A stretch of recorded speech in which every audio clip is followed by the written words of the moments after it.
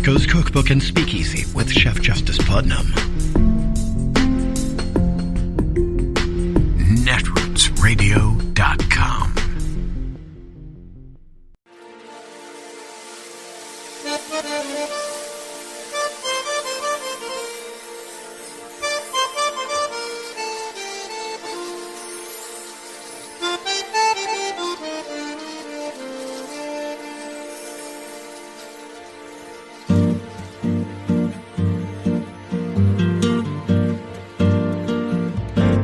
Je voudrais du soleil vert, des dentelles et des théières, des photos de bord de mer, dans mon jardin d'hiver.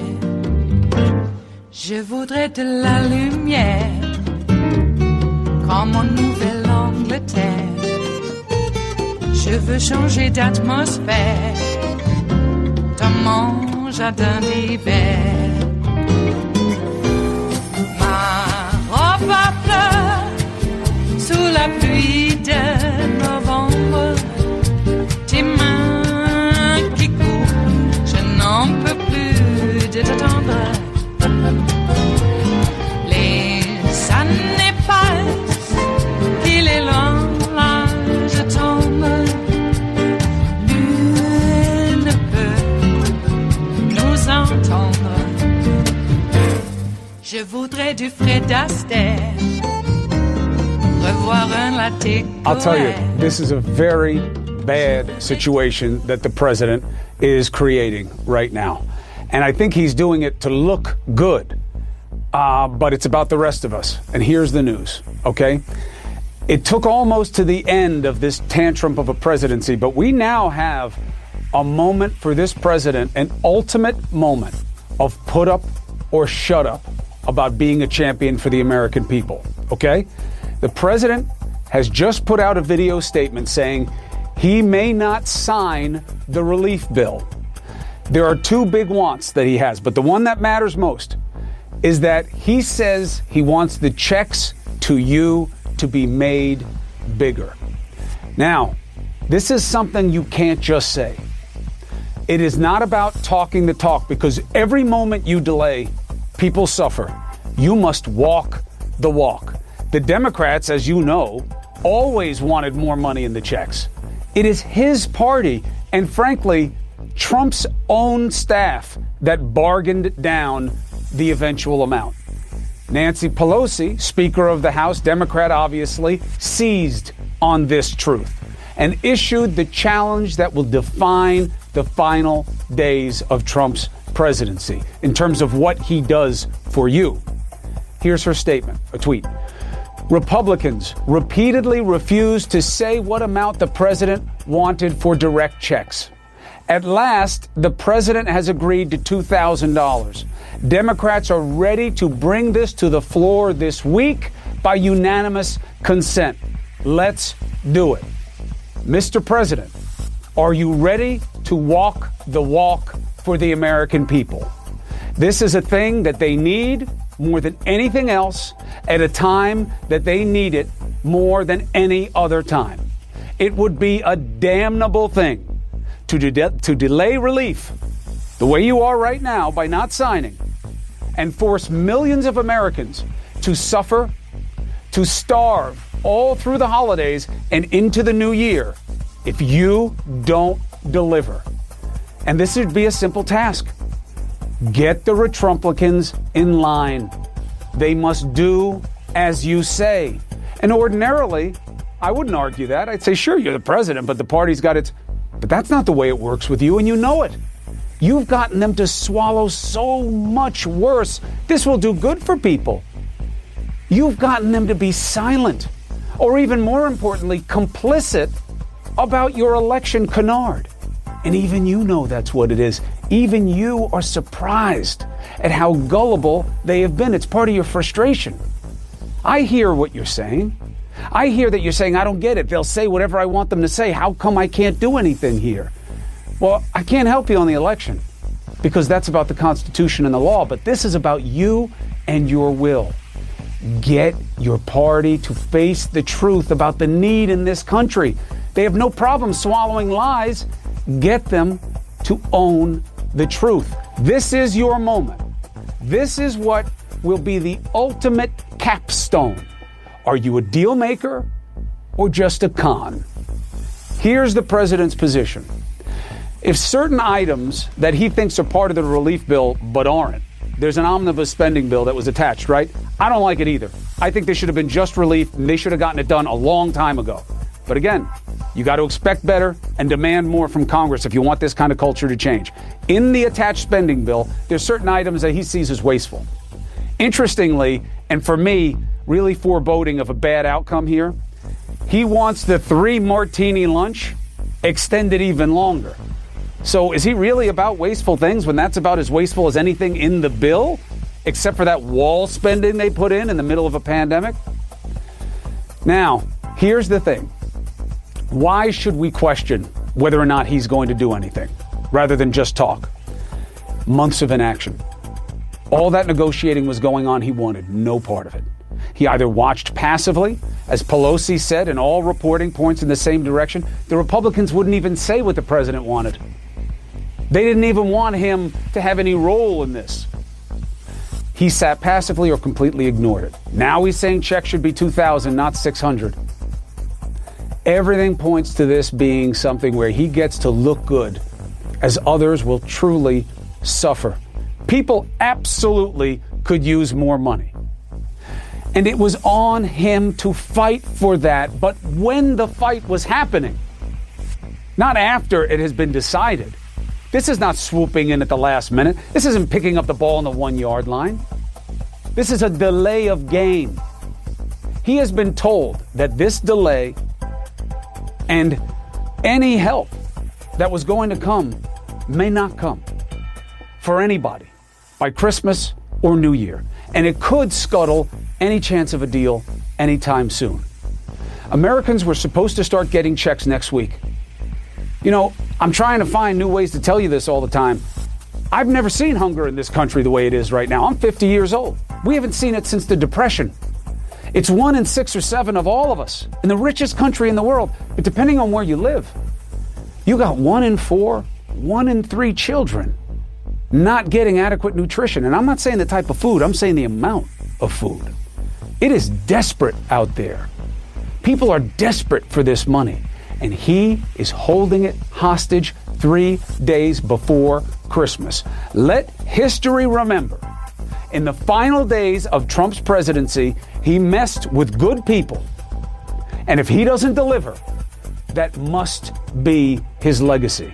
Because I'll tell you what he did do. He took care of bad people. This pardon blitz is the worst we've seen. It's a new low. You can support Trump, but don't you dare ever call him a law and order president again. 20 pardons and commutations tonight for political allies and others, including 2 convicted in the Russia probe, 3 corrupt, disgraced GOP congressmen. Papadopoulos, remember him? He's just a liar. The former Trump campaign staffer lied to the FBI about his Russia contacts. Remember Alex von der Zwaan, who was deported after pleading guilty to lying to investigators about his interactions with a person with ties to Russian intel? Former GOP Congressman Duncan Hunter. Look at this. I mean, this is the kind of stuff. You talk about draining the swamp. Say hello to the alligators. Duncan Hunter was sentenced to 11 months for stealing campaign funds. He gets a pre-Christmas pardon. Former GOP Rep. Chris Collins, sentenced to 26 months for insider trading, lying to investigators, and he was doing that trading while in Congress. He gets one too. Why? They were some of his earliest backers. That's not law and order, and you know it. Trump commuted the sentence of former Republican Congressman Steve Stockman of Texas. He was about 2 years into a 10-year hitch, conspiring to take hundreds of thousands in donations meant for charity and voter education. Also pardoned, 4 Blackwater guards involved in a deadly shooting of Iraqi civilians. It is Wednesday, the 23rd of December of 2020, and you are in West Coast Cookbook and Speakeasy. I am your chef de cuisine, Justice Putnam. Gunner the English Bulldog is our snoozing sous chef, and our daily special is Smothered Benedict Wednesdays. Will no one rid us of these meddlesome pardons? Oh my, I'm glad that Cuomo got into it at the end there.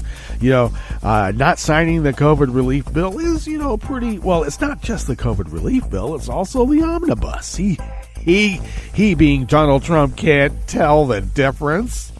He has no idea how America and government works. The guy could barely manage a small family business of branding grifters.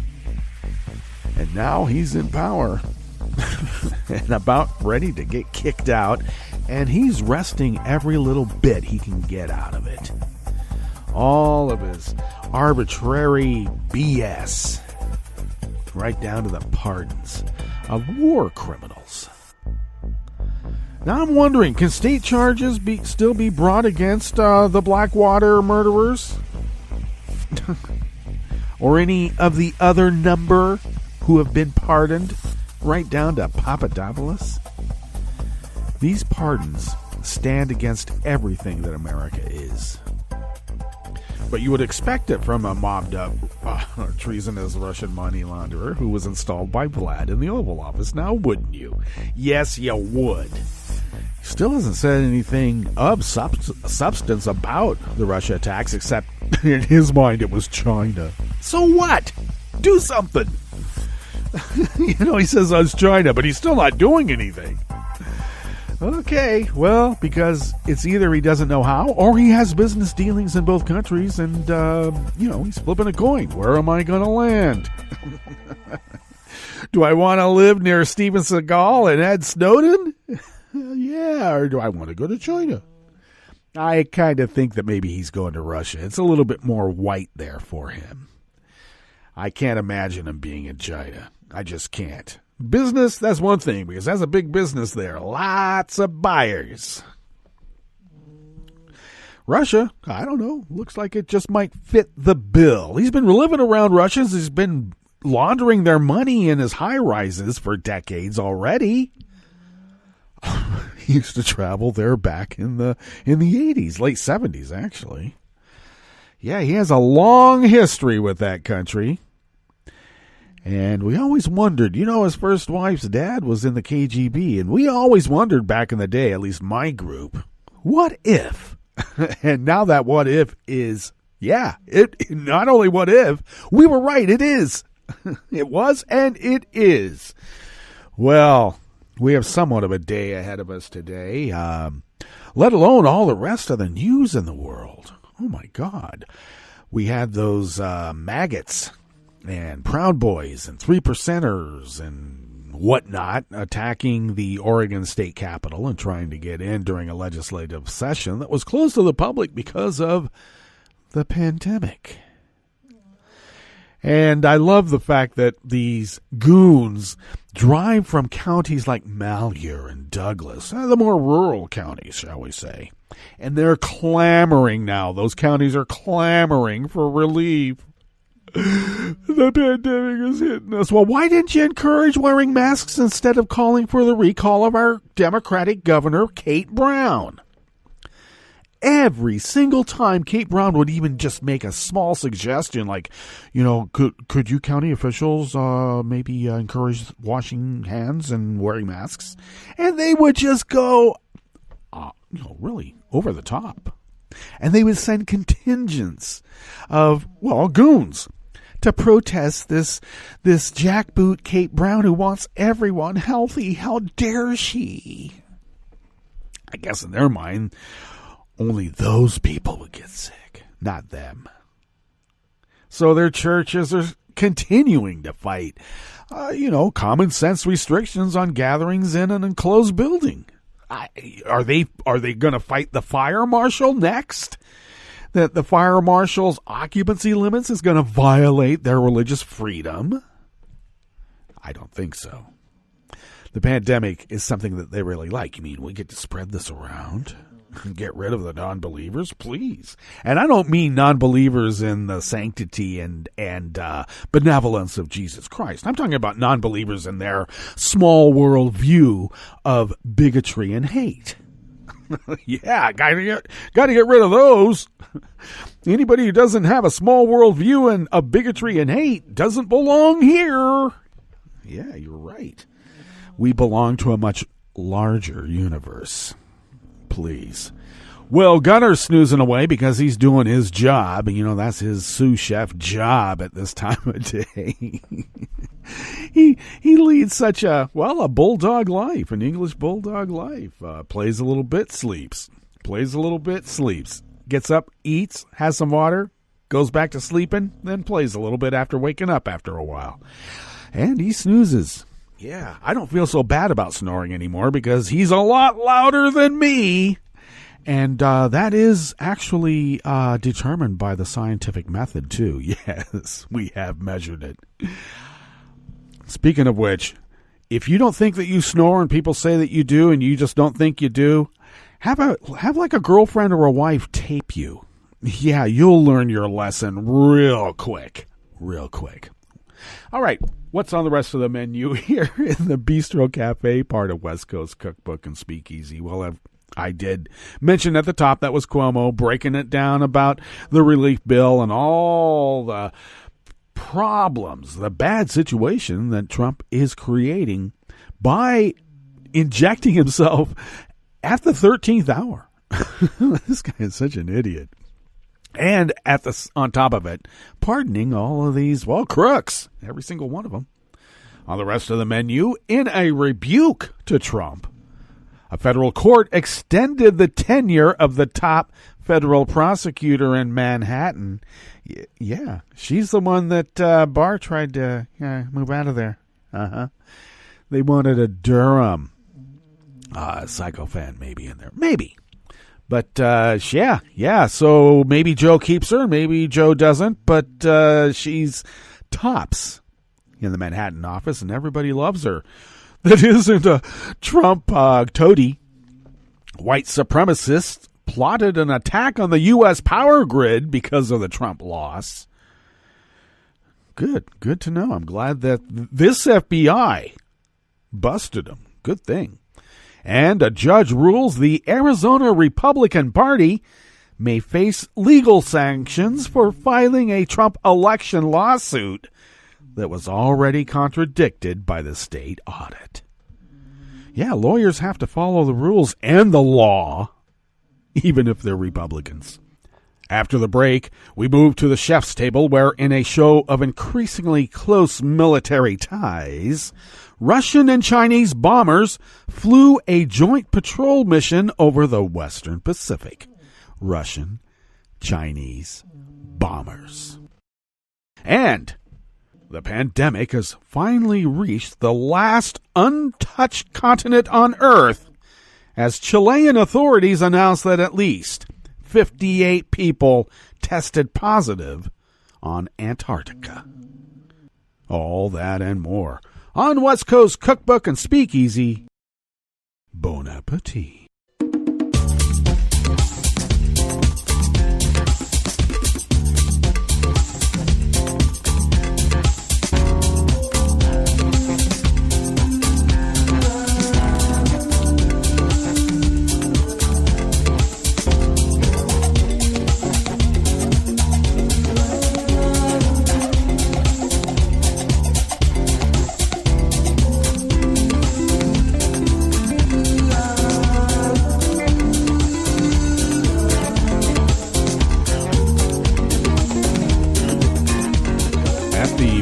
Homepage at netrootsradio.com. To the rightish of the page is the chat room link. The chat room is, of course, monitored by Kelly Lincoln, and Kelly does so much more than just monitor the chat room. Thank you, Kelly, for all that you do.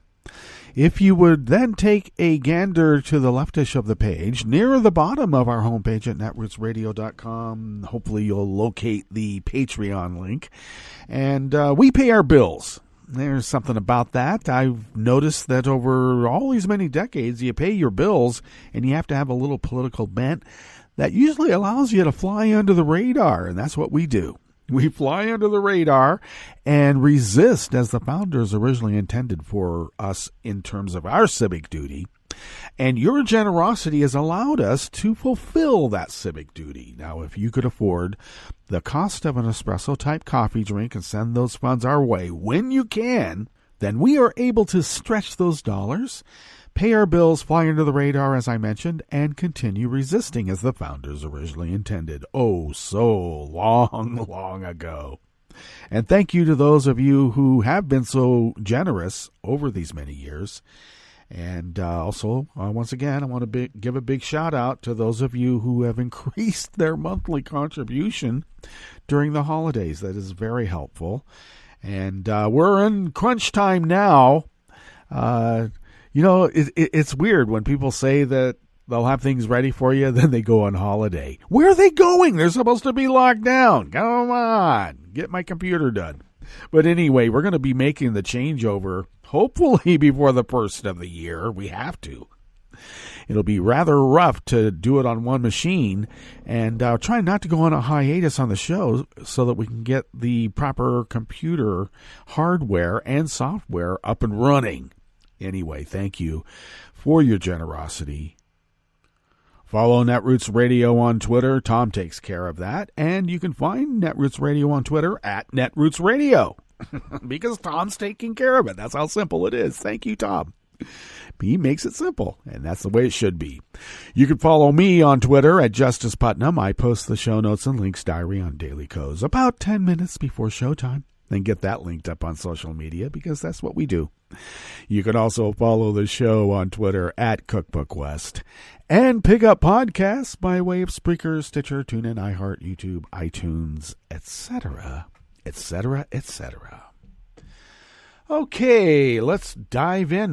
Diving in, let's tuck in. Let's change this description of our little salon here with culinary delights and a little bit of imbibing, too, of the spirits. We do that mostly on Friday. Let's tuck in to this first offering here in the Bistro Cafe, part of West Coast Cookbook and Speakeasy. It's out of the Associated Press by Jim Mustian. A top federal prosecutor in Manhattan will remain in her role until President-elect Joe Biden decides whether to replace her upon taking office. The federal court for the Southern District of New York extended the tenure of acting U.S. Attorney Audrey Strauss, the second woman to helm one of the country's most prestigious prosecutors' offices. It is the privilege of a lifetime to lead the women and men of this district as they pursue justice without fear or favor and write the latest chapter in this office's proud legacy, Strauss wrote in a statement. Strauss, aged 73, took office in June upon the ouster of Jeffrey S. Berman, who, as U.S. Attorney, led investigations into several allies of Donald Trump. Berman later told Congress that Attorney General William Barr repeatedly urged him to take a new job, heading up the Department of Justice's Civil Division, an offer he rebuffed. Berman stepped down only after receiving assurances he would be succeeded by Strauss, a veteran prosecutor involved in some of the office's highest profile cases. Her term as acting U.S. Attorney had been set to expire on January 15th. Tuesday's appointment will remove the acting from her title. The changing of administrations often means a fresh slate of U.S. attorneys, political appointees who enjoy wide power to bring cases within their districts and draw on the investigative prowess of federal law enforcement agencies. Strauss, like Biden, is a Democrat.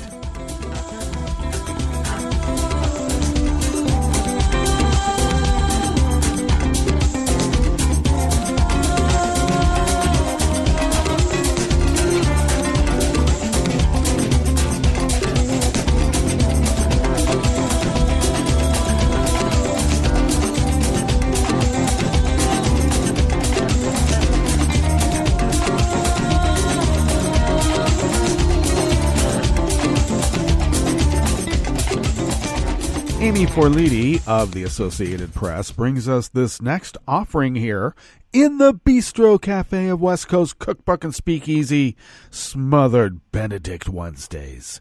White supremacists plotted to attack power stations in the southeastern United States, and an Ohio teenager who allegedly shared the plan said he wanted the group to be operational on a fast-track timeline if Trump were to lose his re-election bid. The FBI alleges in an affidavit that was mistakenly unsealed. Oh, my. The teen was in a text group with more than a dozen people in the fall of 2019 when he introduced the idea of saving money to buy a ranch where they could participate in militant training. And that was according to the affidavit, which was filed under seal along with a search warrant application in Wisconsin's Eastern U.S. District Court in March. The documents were inadvertently unsealed last week before the mistake was discovered, and they were quickly sealed up again. Well, yeah, that's what they got to do. I hope that this doesn't stop the possible convictions of these terroristic scofflaws. Now, the teenager wanted the group to be operational by the 2024 election because he believed it was likely a Democrat would win, but the timeline for being operational would accelerate if Trump lost the 2020 election, according to the affidavit. An informant told investigators that the teen definitely wanted to be operational for violence, but also activism. Now, of course, this is a teen who was, at the time, 17, also shared plans with a smaller group about a plot to create a power outage by shooting rifle rounds into power stations in the southeastern U.S. The teen called the plot Lights Out, and there were plans to carry it out in the summer of 2021. That's this summer. Well, I think that if you're going to cause power stations to go out, you might need a little bit of help with the folks that write in Cyrillic. Okay, you don't need to use rifle fire. But this is a teenager. And would this plot get up off the ground if the FBI had allowed it to continue? Well, I think they were letting it continue to see how much off the ground it was going to get. And the mistakenly unsealing of this, or the mistaken unsealing of the affidavit, well. But there are people out there that think like this. Sure, he's a teenager. But what about the rest of the group? What are their capabilities about carrying out this crime? One group member, a Texas native who was a Purdue University student at the time, allegedly sent the informant a text saying leaving the power off would wake people up to the harsh reality of life by wreaking havoc across the nation. I think a good defense lawyer would say this is all protected speech. I think you have to weigh out whether they do have the operational capabilities to carry out the operation. That has something to do with it, but maybe they were getting ready. Maybe they're going to get ready to, okay, you saved your money, you got a deal for you on a little compound here in Idaho. I don't know why Idaho, it's pretty far from the southeast, but hey. The affidavit identifies 3 people by name and references others who were allegedly communicating with or part of the group. The Associated Press is not naming any of the individuals because charges have not been publicly filed. None of the 3 men immediately replied to emails, texts, or voicemails left yesterday, Tuesday, seeking comment. The father of one of the men had no comment. It sounds like a bunch of little kids. But let us remind ourselves, the Nazi youth back in the day were about this kid's age. True believers will truly believe. And what are they capable of? Wherever their beliefs take them. The affidavit details an investigation into group members who shared white supremacist ideology. The document outlines how they communicated over encrypted messaging applications before 3 of them eventually met up in person. They also shared recommended reading on white supremacist literature, required a uniform to symbolize their commitment, and talked about making weapons. The affidavit said the Ohio teen put Nazi flags in his room, but his mother told him to take them down. Some group members also indicated that they were prepared to die for their beliefs. One man from Oshkosh, Wisconsin, told the Ohio teen, "I could say with absolute certainty that I will die for this effort. I swear it on my life." What are even teenage white supremacists capable of doing? Well, whatever their beliefs lead them to.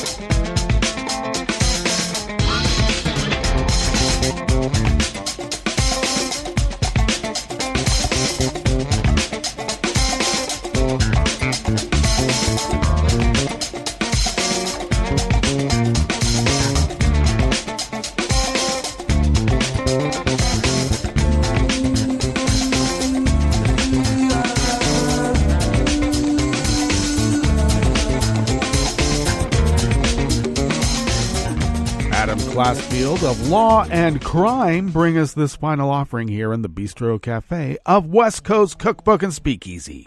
The Arizona Republican Party could face court sanctions for filing a lawsuit, even though the state's audit debunked its allegations, a judge suggested in a ruling tossing the case. What exactly the Arizona Republican Party and its attorney knew or had reason to know about the status of hand count audit at the time of filing the complaint will be an issue on the application for attorney's fees. Maricopa County Superior Court Judge John R. Hanna Jr. wrote in a footnote in a 13-page ruling on Monday. The Republican Party appears to have had constructive knowledge, at least, of facts that contradicted the allegations in the complaint, he added. The Arizona GOP's chairwoman, Kelly Ward. I could tell you stories about Kelly Ward, but maybe they're just too personal. Anyway, she fought and lost multiple lawsuits trying to topple President-elect Joe Biden's victory in her state, before appearing to lose faith in democracy as a form of government in a tweet urging outgoing that guy, Donald Trump, to cross the Rubicon. Cross the Rubicon. Now entering the lexicon as a point of no return, the phrase comes from Julius Caesar's actions that brought the end of the Roman Republic and turned himself into an all-powerful emperor. Ward's proclamation has been widely condemned as pining for dictatorship, and it was shared by disgraced General Michael Flynn, who has goaded Trump to declare martial law. The Arizona Republican Party itself lost the latest round of litigation in which the presiding judge emphasized in all italics the hand counts verified that the machines had counted the votes flawlessly. Like Trump, the state GOP refused to graciously accept defeat. Judge Hanna tore apart the Arizona GOP's request for an order directing Maricopa County officials to redo the hand count using different batches of ballots. The plaintiff boldly asserted that this relief was necessary to maintain confidence in the integrity of our elections, without alleging any facts to show that the machines might have miscounted the votes. The plaintiff could not explain why the suit had not been filed before the election, or what purpose another audit would serve. This order explains why the Arizona Republican Party's case was meritless, and the dismissal order filed on November 19, 2020 was required under applicable Arizona law. What remains is intervenor Arizona Secretary of State's application for an award of attorney's fees. That application will require the court to decide whether the Republican Party and its attorneys brought the case in bad faith to delay certification of the election or to cast false shadows on the election's legitimacy. Well, finally, it looks like maybe democracy may prevail after all.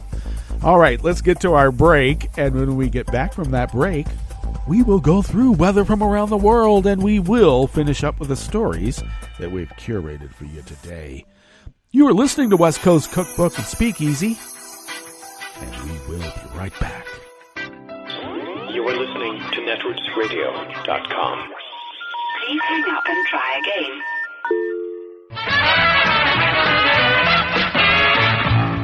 From a point at sea to the circles of your mind, a new force is at work for planetary transformation.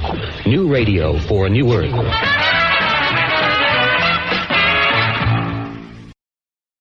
This is Take Two Movie Review. I'm Kim Lowe. This week, Citizen Mank. It's a truism that Hollywood loves movies about itself. While not an Academy category yet, David Fincher's Mank would be a shoo-in nominee. Based on a script by Fincher's now-deceased father, Mank tells the story behind the legendary film Citizen Kane. However, Mank isn't about the film's luminary Orson Welles, whose career has been often dissected, but rather it's about the movie's writer Herman Mankiewicz, a.k.a. Mank. Laid up with a broken leg and losing a battle with alcoholism, Mank is a veteran hack who's been hired to write the screenplay for young upstart Welles' directorial debut. For reasons unknown, legendary publishing tycoon William Randolph Hearst was the inspiration for Charles Foster Kane. In the portrayal here, we not only learn why he did it, but the effect that Hearst, Willie to his friends, had, not just for Mank, but for the 1934 California governor's race in which the Democrats ran journalist Upton Sinclair, which upset the big Hollywood bosses, and Willie. Mank, played by Gary Oldman in a sure-to-be nominated performance, is a man caught between ideals and a paycheck. The fact that the 62-year-old Oldman is playing a man who was in his early 40s may seem odd, but he actually does resemble the rum-soaked Mankiewicz. Another standout performance is Amanda Seyfried as Hearst's mistress, Marion Davies, who was given rough treatment in Citizen Kane as Susan, Kane's much younger second wife, whose singing career is aborted due to lack of talent. Seyfried's Davies, arguably the most sympathetic character in Mank, comes across as intelligent and sincerely in love with Hearst. Shot on film in black and white and mimicking the cinematography and editing style of the period, Mank is one not to miss. This has been Take Two Movie Review. I'm Kim Lowe. Catch up with us at TakeTwoMovieReview.com and feed us back on our channel on YouTube.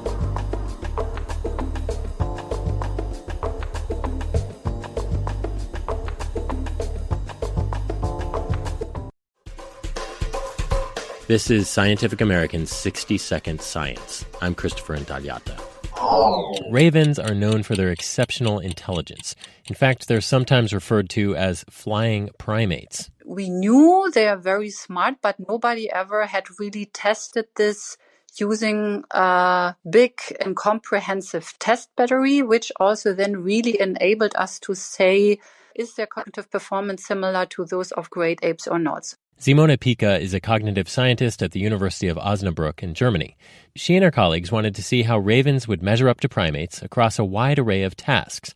So they subjected 8 ravens to something called the Primate Cognition Test Battery. It's a series of 33 different tasks designed to assess various aspects of intelligence among primates. For example, one test is a game of cups. You may have seen at a fair. You put an object under one of 3 cups, move the cups around, and then guess which cup the object's under. Other tasks tested the raven's ability to determine cause and effect or to understand different quantities. Peanuts were a popular test item to keep the birds motivated. Overall, the researchers found that 4-month-old ravens, which you might think of as teenage ravens, did just as well on most tasks as adult chimps and orangutans, except on tests of spatial skills. And that was a little bit surprising for us, but we used a test battery which was designed to test primate cognition. And these are tasks which may make sense for human children and maybe great apes, right? And now we use this for a species which is very different. They are flying, they have beaks, they communicate with their beaks, they don't have hands, whatever. So I would say here that maybe the task we used to test their spatial skills could be improved. The results appear in the journal Scientific Reports. Kaylee Swift is a behavioral ecologist who studies crows and other corvids at the University of Washington. She says she was impressed by the results and how comprehensive the tests were, but says it can be hard to assess intelligence by comparing across species. I'd like to see a sort of shift in our language from comparing ravens to primates, like calling them flying primates, to rethinking like how we scale animals and not putting them on such a linear scale, right? Where we're like, wow, birds are as smart as apes. That's amazing. Who would have thought? It's like, well, there's a bunch of different really smart animals, and their natural history informs different aspects of their physical and social cognition. And like, it's much less linear than the narrative we often tell. Animal intelligence, she says, is much more complex and variable than we think.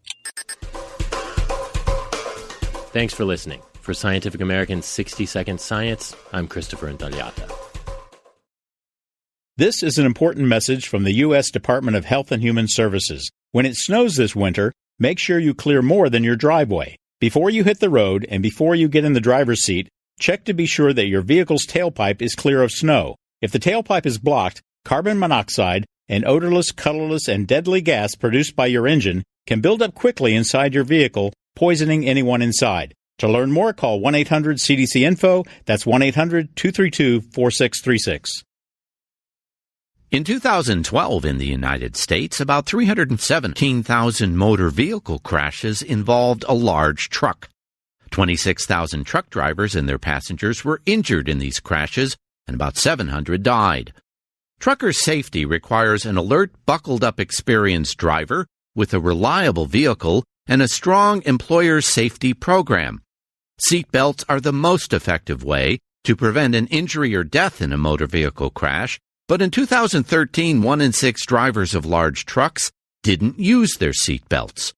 Employers can help truck drivers stay safe by committing to driver safety programs at the highest level of leadership, establishing and enforcing driver safety policies, including requiring everyone in the truck to buckle up, and addressing factors that contribute to crashes, such as drowsy and distracted driving. To learn more, visit cdc.gov/vital signs. This program is presented by the Centers for Disease Control and Prevention.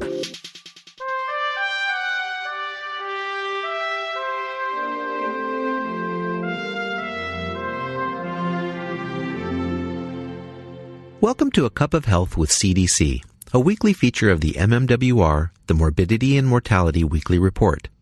I'm Dr. Jeffrey Nemhauser, filling in for your host, Dr. Kathleen Dooling. As the U.S. population ages, more people are at risk for injuries.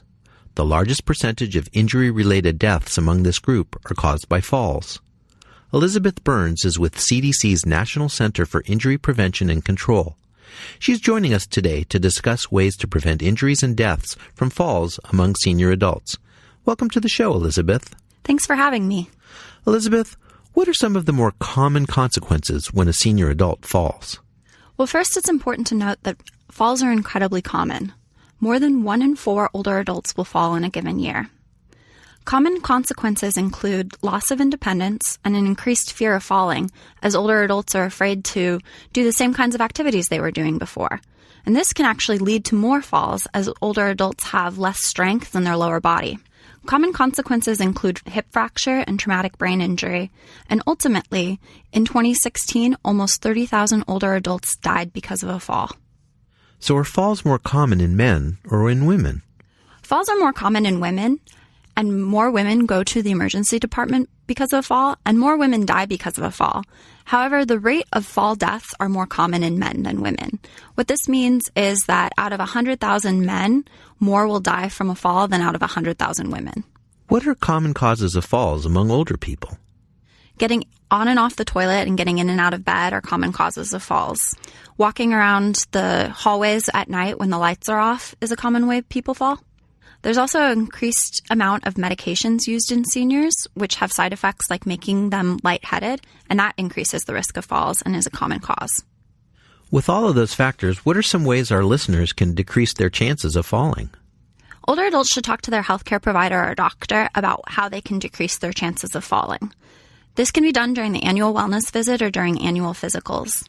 The doctor will recommend an exercise program that should increase strength and balance or maybe refer you to a physical therapist. Additionally, they can look through your medications and perhaps reduce your doses or suggest medications that decrease your chances of falls. Are there things we can do to modify our homes to prevent falling? Oh, absolutely. Installing grab bars on the side of the toilet, making sure that rugs are taped down or removed, making sure that there's lighting in the hallways are all really simple ways that an older adult can modify their home to prevent falls. Where can listeners go to get more information about preventing falls? Listeners can go to cdc.gov/study, and that's spelled STEADI. Thanks, Elizabeth. I've been talking today with Elizabeth Burns about ways to prevent fall-related injuries and deaths among senior adults. Improving strength and agility through regular exercise and removing potential obstacles in the home can help decrease the risk for falls. If you or a loved one is older and struggle with mobility, talk with a healthcare provider about ways to decrease the risks for fall-related injuries and death. Until next time, be well. This is Dr. Jeffrey Nemhauser for A Cup of Health with CDC. For the most accurate health information, visit cdc.gov or call 1-800-CDC-INFO. Hi, I'm Tom Hartman, and since you're listening to netrootsradio.com, show your progressive side and go to the donate button on the bottom of the homepage. It's progressives like you who power Netroots Radio and keep the progressive message beaming everywhere 24 hours a day. Just go to our donate button at the bottom of netrootsradio.com. Thank you for keeping progressive radio at full power.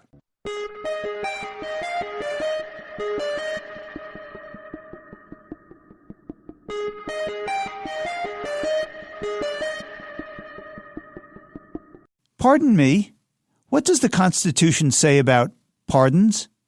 I'm Bill Newman, and this is the Civil Liberties Minute. The Constitution provides the President shall have power to grant reprieves and pardons for offenses against the United States, except in cases of impeachment. A pardon forgives someone for a crime.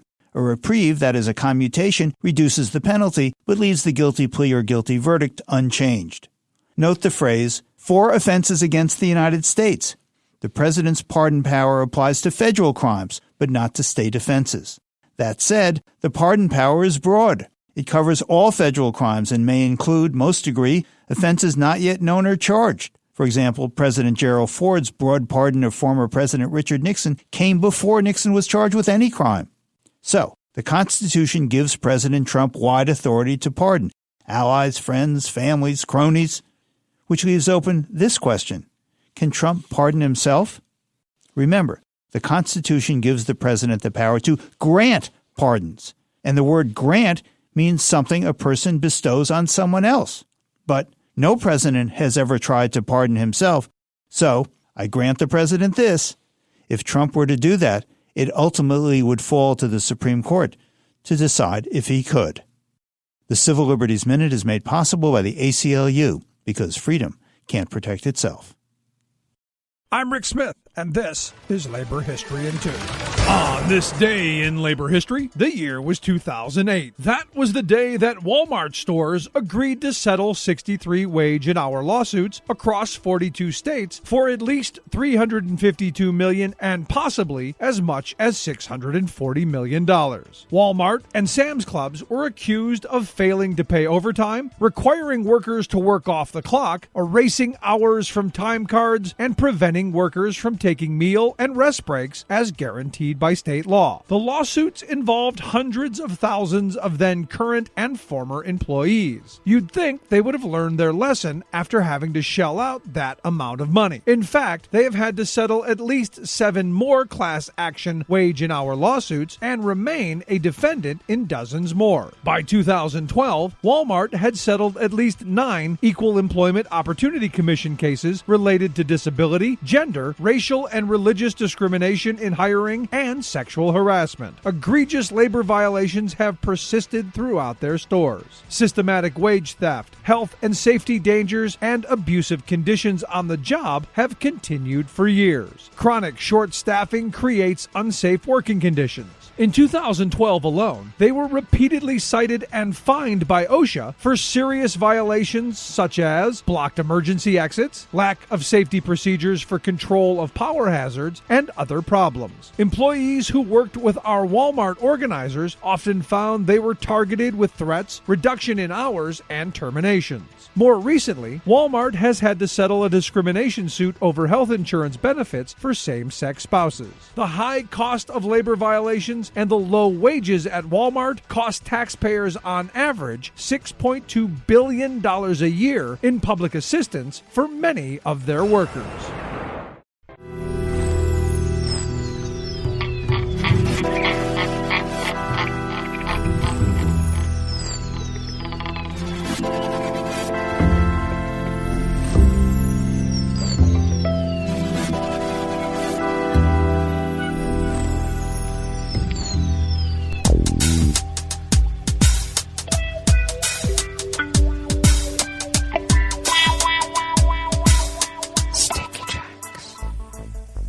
Thank you for accompanying us here to the chef's table at West Coast Cookbook and Speakeasy Smothered Benedict Wednesdays.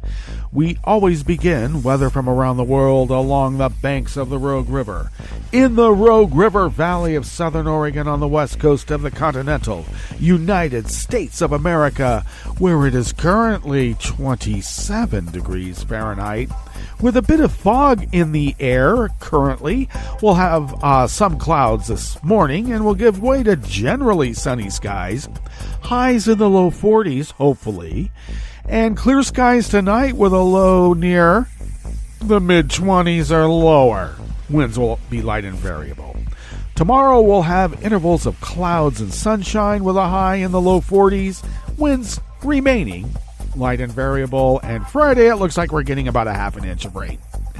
Confirmed cases of coronavirus in Jackson County in the southern part of Oregon have now gone up again. This number is now standing at 5,411, and we have confirmed deceased at 62. It was 64 late last night, but I guess they've determined that they got to, cover up the deaths from COVID. So they say that they died of a heart attack. Or maybe they just stopped breathing. Anyway, these numbers are considerably lower than they should be. Pollen is rated at none here at the mothership in Rogue River proper. And the air quality index for the region is moderate at 72 parts per million because people are, burning wood to stay warm, and they would. The daytime UV index is rated low at 1, which is the wintertime numbers. Barometric pressure is falling at 30.42 inches. Visibility is down to 1 mile, and relative humidity is at 97%. Weather from around the world is brought to you by people's personal weather stations that they purchased. These people planted these purchased personal weather stations somewhere on their property, and these people positively live around the world. London is 52 and cloudy. Paris is 56 and mostly cloudy. Rome is 58 and partly cloudy. Kyiv is 31 and cloudy. Kabul is 35 with its winter smoke. Hong Kong is 62 and partly cloudy. Tokyo is 46 and partly cloudy. Sydney, Australia is 68 and partly cloudy. San Francisco, California is a brisk 46 degrees and sunny. And New York is an equally brisk 40 degrees Fahrenheit and fair. And that is weather from around the world, brought to you by people's personal weather stations that they purchased. These people planted these purchased personal weather stations somewhere on their property, and these people positively live around the world.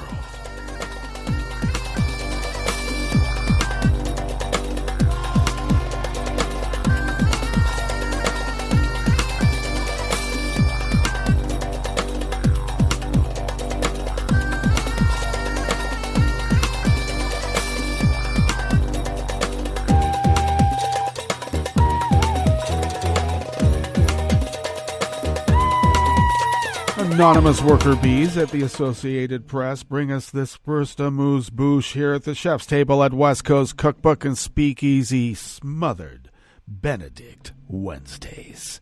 Russian and Chinese bombers flew a joint patrol mission over the Western Pacific yesterday, Tuesday, in a show of increasingly close military ties between Moscow and Beijing. The Russian military said that a pair of its Tu-95 strategic bombers and 4 Chinese H-6K bombers flew over the Sea of Japan and the East China Sea. The Russian Defense Ministry said in a statement that the joint mission was intended to develop and deepen the comprehensive Russia-China partnership, further increase the level of cooperation between the two militaries, expand their ability for joint action, and strengthen strategic ability. Really? The ministry added that the patrol flight was not directed against any third countries, only about 4 or 5 others. And Tuesday's mission was the second such flight since July of 2019, when they patrolled over the same area. It follows Russian President Vladimir Putin's statement in October that the idea of a future Russia-China military alliance cannot be ruled out, a signal of deepening military cooperation between Moscow and Beijing amid growing tensions in their relationships with, yes, us, the United States. Until that moment, Russia and China had hailed their strategic partnership but rejected any talk about the possibility of their forming a military alliance. Putin also noted in October that Russia had been sharing highly sensitive military technologies with China that helped significantly bolster its defense capability. Oh, you mean we're being hacked by Russia and China? Russia has sought to develop stronger ties with China as its relations with the West sank to post-Cold War lows over Moscow's annexation of Ukraine's Crimea, accusations of Russian meddling in the 2016 U.S. presidential election, and, other issues like espionage.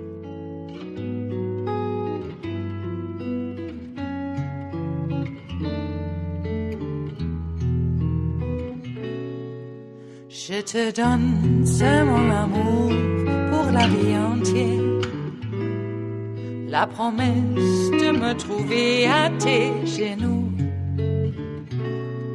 Aussitôt que tu m'appelles, rester toujours fidèle. C'est tout, c'est tout. Je te donne tous mes printemps, mes étés de mer. Mes automnes, quand les feuilles tombent partout. Si ce n'est pas une bonne affaire, je te donne tous mes hivers. Eva Vergara of the Associated Press brings us this final amuse-bouche here at the chef's table at West Coast Cookbook and Speakeasy. The pandemic has finally reached every continent on Earth. Chilean authorities announced that at least 58 people that were at 2 military bases in Antarctica or on a Navy ship that went to the continent tested positive for the new coronavirus. So far, no other country with a presence in Antarctica has publicly reported any other cases.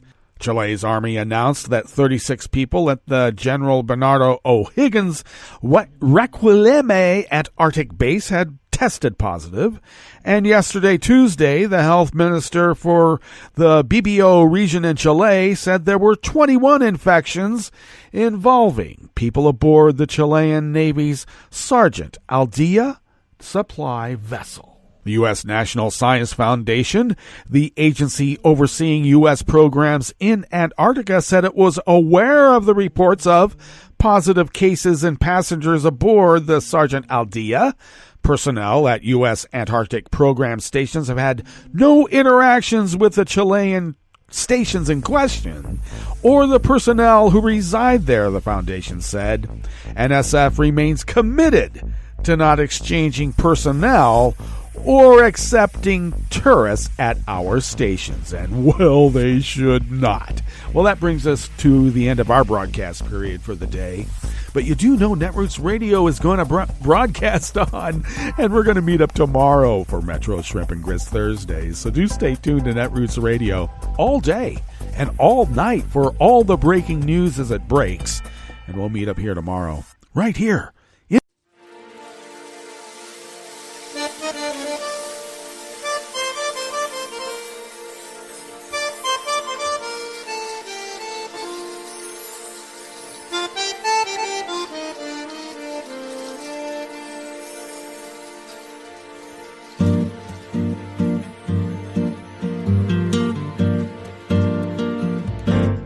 Je voudrais du soleil vert, des dentelles et des théâtres, des photos de bord de mer, dans mon jardin d'hiver. Je voudrais de la lumière, comme en Nouvelle-Angleterre. Je veux changer d'atmosphère, dans mon jardin d'hiver. Robe à fleurs, sous la pluie de novembre, tes mains qui courent, je n'en peux plus de t'attendre.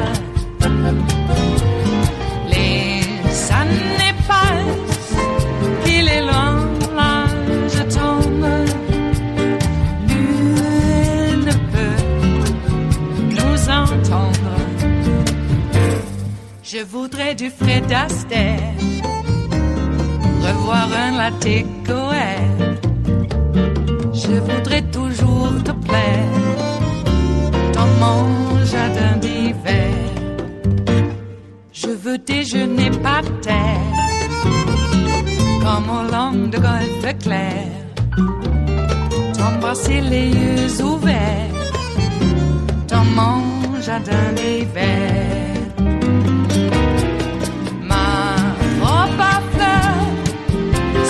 Pluie de novembre, tes mains qui courent, je n'en peux plus de t'attendre.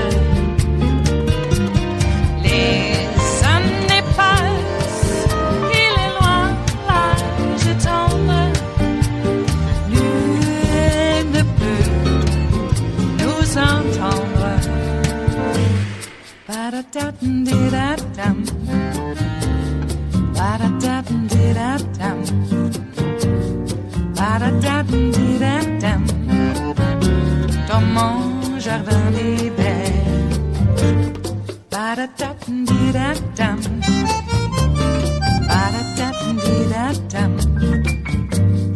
Ba-da-da-dum-di-da-dum. Dans mon jardin d'hiver. Dans mon jardin d'hiver. Dans mon jardin d'hiver.